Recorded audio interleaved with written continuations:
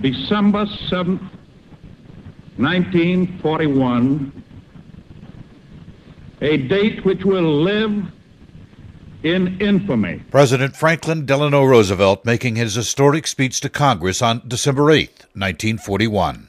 I'm Steve Coffey. No matter how long it may take us to overcome this premeditated invasion, the American people in their righteous might will win through to absolute victory. Machinist First Class Chuck Celentine, now of Lapine, was there that fateful morning 68 years ago.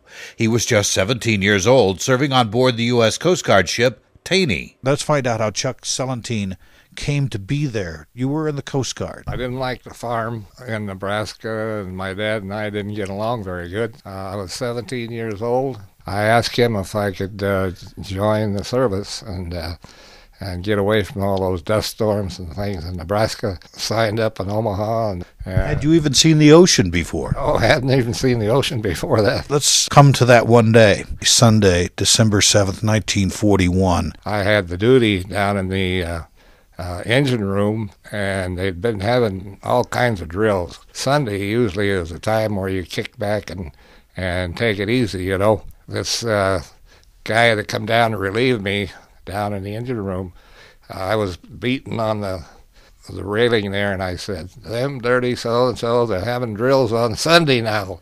And so he said, "No, sir, this is a real thing." He said, the battleship Oklahoma just turned over. I just flew out of there and up the ladder, and just as I got to the top of the ladder, they fired all our guns, and I could see a Jap plane just so low you could almost reach that guy. And they shot at that plane there, all the guns they had, and blew the windows out of that warehouse. And so now when I hear the breaking glass, that brings back a memory, plus the fact that I could see the Jap on that plane and the circle. See, we didn't know what was going on. Nobody knew what was going on, and we wasn't in the harbor, battleship row. Then they got the steam up, and they got this one guy that was extra special down in the fire room, and he got the steam up in an hour. It usually takes 4 hours. The way we went out to the harbor, Pearl Harbor Gate, but nobody was ready, and nobody knew what was going on, and it was a terrible, terrible time. They had so many two-man subs out there trying to get in the harbor that you couldn't believe. We dropped charges, depth charges, and on anything that moved. Now, you could see into the harbor.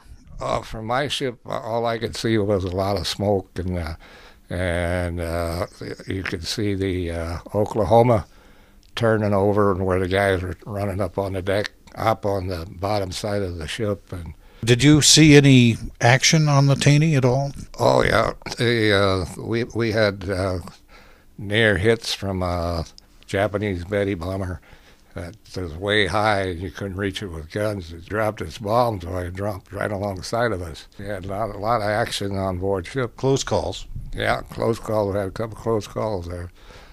One with a torpedo. With confidence in our armed forces, with the unbounding determination of our people, we will gain the inevitable triumph, so help us God.